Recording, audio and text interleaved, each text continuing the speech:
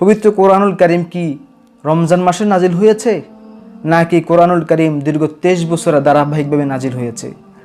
পবিত্র কোরআনুল কারীম যদি লাইলাতুল কদরের রাত্রিতে নাজিল হয়, তাহলে কেন মক্কি সূরা বলা হয়, তাহলে কেন মাদানী সূরা বলা হয়, তাহলে কেন কোনো কোনো সূরাগুলো মদিনায় অবতীর্ণ হয়, মক্কা অবতীর্ণ হয়, তায়েফ অবতীর্ণ হয়, কেন সেগুলো বলা হয়? আল্লাহ তাআলা পবিত্র কোরআনুল কারীমে দুটি শব্দ ব্যবহার করেছেন, একটা হচ্ছে ইনজাল এবং তানজিল। ইনজাল যেমন আল্লাহ রাব্বুল আলামিন সূরাতুল কদরের মাঝে বলেন, আমি পবিত্র কোরআনুল কারীমকে কদরের রাত্রিতে নাজিল করেছি। মুফাসসিরিনে কেরামরা বলেন যে আব্দুল্লাহ ইবনে আব্বাস রাদিয়াল্লাহু তাআলা আনহু থেকে অনেকগুলো riwayat বর্ণিত আছে যে পবিত্র কোরআনুল কারীম পরিপূর্ণভাবে রমজান মাসের লাইলাতুল কদর রাত্রিতে প্রথম স্থানে নাজিল হয়, এবং যখন যেটা প্রয়োজন হয় তখন সেটা রাসূল করিম সাল্লাল্লাহু আলাইহি ওয়াসাল্লামের উপরে ধারাবাহিকভাবে দীর্ঘ 23 বছর বয়সে আসে।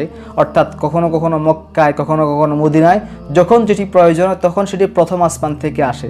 এই জন্য আল্লাহ রাব্বুল আলামিন বললেন ইন্না আনজালনাহু ফি লাইলাতুল কদর। আল্লাহ তাআলা আরও একটি আয়াত বললেন যেখানে বললেন যে ইন্না আনজালনাহু ফি লাইলাতিন মুবারাকা ওয়া ইন্না কুন্না মুনজিরিন, সূরা দুখানের 3 নম্বর আয়াত, যে আমি এই কোরআনুল কারীমকে পবিত্র রাত্রিতে নাজিল করেছি।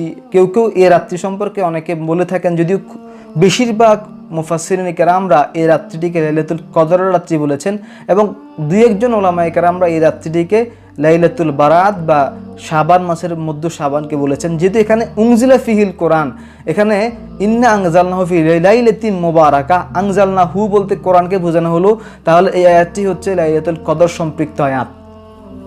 তাহলে আমরা যে ইনজাল এবং তানজিলের মাঝে যে পার্থক্যটি পেলাম সেটা হচ্ছে আল্লাহ তাআলা এখানে বললেন শাহরুর রমাদান আল্লাযী উনজিলা ফিহিল কোরআন, রমজান মাস এমন একটি মাস যে মাসে কোরআনুল কারীম নাজিল করা হয়েছে।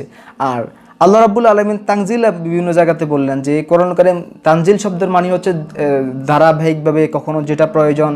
যেমন পবিত্র কোরআনুল কারীমের প্রথম পানীয় সম্পৃক্ত আয়াত নাজিল হয় সেটা হচ্ছে মদ্যপান।